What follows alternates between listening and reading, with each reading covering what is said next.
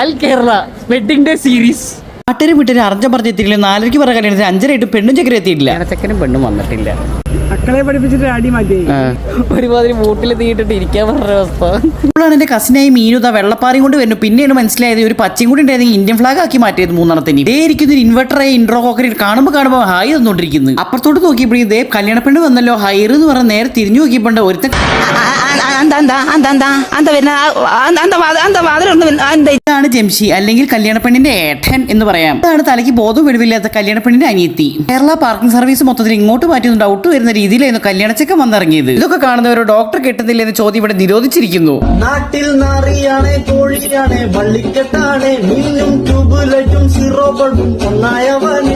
കൂട്ടത്തിൽ വർഷങ്ങൾക്ക് മുന്നേ കണ്ടുമുട്ടിയ ഒരു കൂട്ടുകാരെയും കണ്ട് സ്റ്റേജിന്റെ ഉള്ളിൽ കയറുന്നതിന് മുന്നേ തീയും പുകയുടെ ഉള്ളിൽ കൂടി നടന്ന് അവരുടെ കൂട്ടത്തിൽ ഒരു ഫോട്ടോയും എടുത്ത് ഭക്ഷണം ഭയങ്കര മുഖ്യമായതുകൊണ്ട് നേരെ അവിടെ പോയി നല്ല അറിഞ്ഞ പറഞ്ഞ ഫുഡും കഴിച്ച് കുറച്ച്